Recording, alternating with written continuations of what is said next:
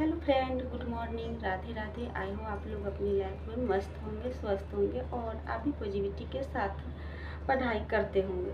तो आज हम डिटेल में बातें करूँगी कि टीआरई 4.0 में प्री और मेन दोनों हो गया तो हम अपने पढ़ाई को छोड़ दूँ या पढ़ाई करते रहूँ, और छोड़ दूँ तो क्यों छोड़ूँ, और पढ़ाई करूँ तो क्यों करूँ। तो हम सबसे पहले तो यही कहूँगी, मेरे भाई बहनों, पढ़ाई तो कभी नहीं छोड़िए, चाहे जो हो पढ़ाई कभी नहीं छोड़िए। और देखिए, हम लोग को ये हाथों में नहीं है, क्योंकि कितने भाई बहनों ने लाठियां खा लिए इस आंदोलन के लिए जो प्री और मेंस दोनों न हो। लेकिन एक तो हम ज़रूर कहूँगी, जो इस आंदोलन में भाई बहन ने चूक कर दिए, इसमें 5-6 मांग रखनी थी। आंदोलन के साथ एक मांग तो ज़रूर रखनी थी, आप पीटी एग्ज़ाम और मेन दोनों नहीं लीजिए, अगर लेना है तो बिहार स्पेशल पीटी में लीजिए। दूसरी मांग करनी थी, जो आप 2 एग्ज़ाम नहीं लीजिए, इसी में पास मार्क्स जैसे 32 या 3 है तो उसको बढ़ा के आप 50 ही कर दीजिए। लेकिन मतलब 2 एग्ज़ाम नहीं लीजिए। छात्रों का दर्द समझिए। 2 एग्ज़ाम लेने का मतलब है, जो 2 बार एग्ज़ाम देने के लिए अपने डिस्ट्रिक्ट से अलग डिस्ट्रिक्ट में होता है, और वहाँ जाने के बाद न रहने की, खाने की परेशानियाँ होता है, यातायात में भी असुविधा होती है। और हाउस वाइफ के लिए देखिए, हम लोग को तो ये परेशानी है, 2 बार एग्ज़ाम देने के लिए जाने के बाद 3-3 बच्चों को लेकर जाती हूँ, तो थोड़ा सा चूक हो गई आंदोलन में। 3-4 मांग और रखनी थी, उसके बाद आंदोलन करनी थी, तो नहीं पूरा समस्या समाधान होता, तो 1-2 मांग ज़रूर हो जाता पूरा। तो छात्र लोग, मतलब सब लोग, हम अकेले क्या कर सकते हैं। लेकिन हम इस पर वीडियो बनाए थे, जो एक ही मांग रख के आंदोलन न किया जाए, आंदोलन किया जाए तो 2-4 मांग रख कर किया जाए।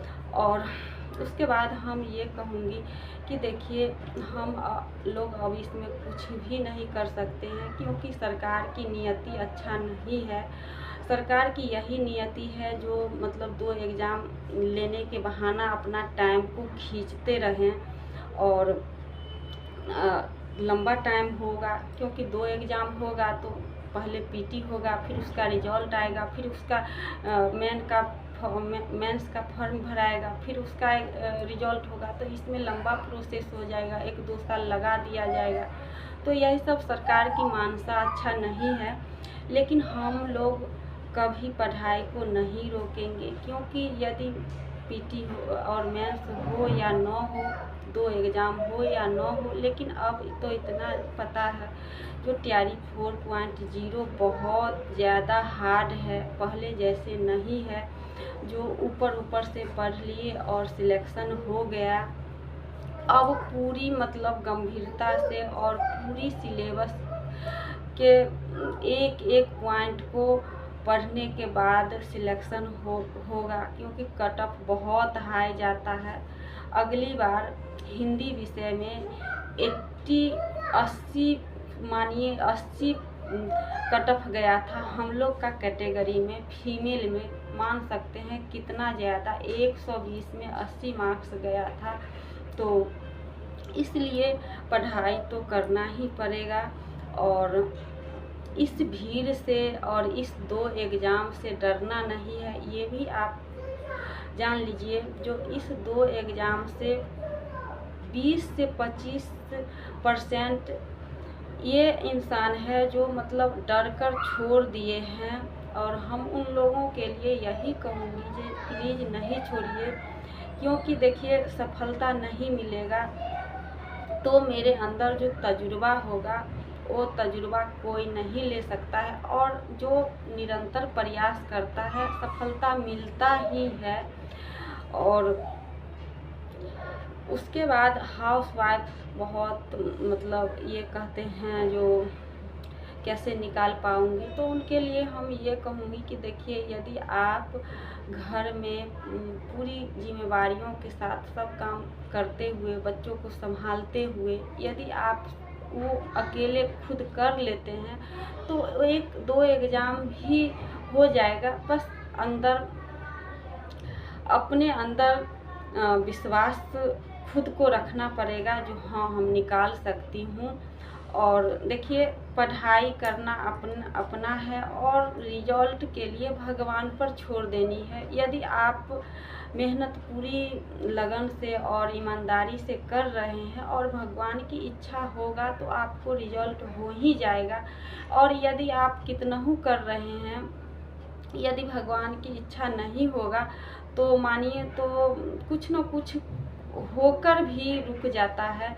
ये इस चीज़ को हम अपना एक्सपीरियंस बता रही हूँ। हम मतलब हम इतना एग्ज़ाम दी हूँ और असफल भी हुई हूँ, सफल भी हुई हूँ, उसके बाद हम बता रही हूँ। यदि भगवान की इच्छा होता है तो थोड़ा कम भी रहता है तो हो ही जाता है, लेकिन ये मन में नहीं रखना है कि भगवान की इच्छा होगा तो हो ही जाएगा तो कम पढ़ेंगे नहीं।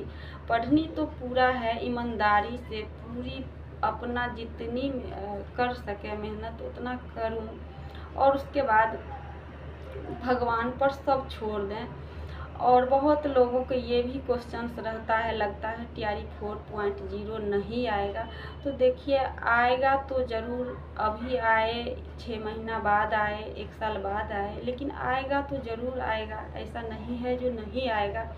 और देखिए TRE 4.0 इतना आसान भी नहीं है जो आपको 2 महीना, 4 महीना या 6 महीना पढ़कर हो जाएगा। उसके लिए पढ़ना बहुत ज़्यादा होगा और एक सब्जेक्ट भी नहीं है, GK GS होगा। और जैसे TGT है, PGT है तो वो जो मेन सब्जेक्ट हुआ 80 मार्क्स का वो हुआ तो दो हुआ, GK GS अलग और एक जो भी भाषा है जिसका हिंदी होगा, किसी का इंग्लिश होगा, किसी का फिजिक्स होगा, किसी का केमिस्ट्री होगा, तो सबका अलग अलग विषय है। तो एक तो पढ़ना भी नहीं है, सिलेबस भी बहुत ज़्यादा है और अन्य कंपटीशन से ज़्यादा मानिए, क्योंकि अन्य कंपटीशन में सिर्फ GK GS रहता है और इसमें main subject plus GK GS दोनों है तो इसमें उससे 2 गुना हो गया। और इसमें हम लोग का हाथ में अब कुछ भी नहीं है और सरकार की इतना ही कहेंगे मंशा अच्छा नहीं है, छात्रों के साथ अन्याय कर रही है। और हम लोग अपने तैयारी में लगे रहेंगे, जो होना होगा वो तो होगा ही। हम अपने पढ़ाई को क्यों छोड़ेंगे, कंटिन्यू रखेंगे और कंटिन्यू रखने से ही बहुत फ़ायदा होगा। यदि आप देखिए, यदि 2 दिन के लिए छोड़ देते हैं, कहीं रिश्तेदार में चल जाते हैं या घर में कोई फंक्शन हो जाता है, पढ़ाई करने में टाइम नहीं मिलता है तो लगता है सब नया नया सा है, भूल गए हैं, याद नहीं है, सब मतलब लगता है कुछ पढ़े ही नहीं है। और फिर कंटिन्यू यदि आप 2 ही घंटा पढ़िए कंटिन्यू तो लगता है हाँ मतलब कल पढ़े थे या परसों पढ़े थे। तो इसलिए हम तो यही कहेंगे जो पढ़ाई नहीं छोड़िए, कंटिन्यू रखिए। और फिर आज का इतना ही तक है, ज़्यादा लंबा वीडियो नहीं बनाऊंगी। और कोई और क्वेश्चन आप लोग को होगा तो ज़रूर कमेंट कीजिएगा, चैनल को सब्सक्राइब कर लीजिएगा, लाइक कीजिएगा। तो फिर मिलूँगी अगले ब्लॉग में, तब तक के लिए